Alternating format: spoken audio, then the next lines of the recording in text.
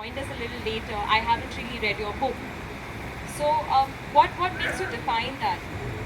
How do you say, because as you rightly said, when you're growing up, the lines are blurred. Absolutely. Even today, I think the lines are blurred. So, who defines what is correct or what is wrong or what is felony or what is? No one actually, nobody should define it. Everybody, I think, arrives at that definition by themselves. Yes, there are societal norms.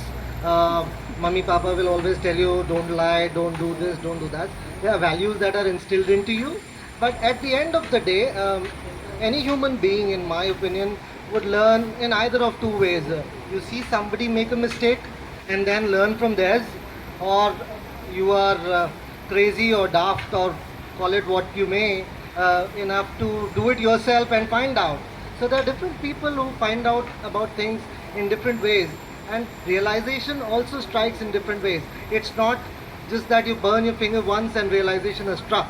You might need to burn your finger 3 times or 4 times depending on who you are and how you see the entire experience before you actually realize that it's right or wrong.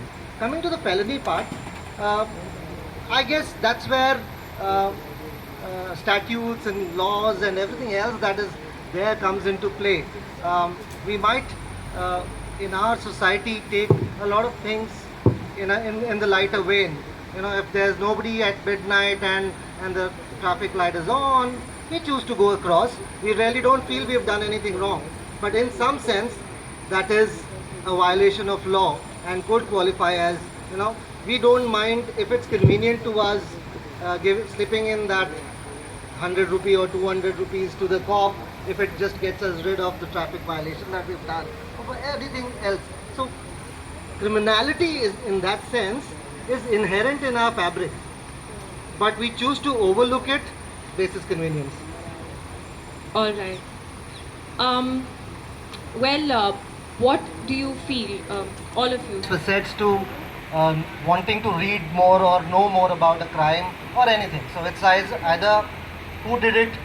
There are several plots which there. Then there's the layer of why they did it, right? And then did they get caught or did they not get caught? Did they face the consequence or not? So I guess there are various layers to writing about a crime or keeping crime as a setting of your novel. My take was how it affects you internally. It's not about the consequences, but it's your internal realizations as you journey through. You might do it today, repeat it tomorrow, but if day after you have realized it, that's the journey I went into.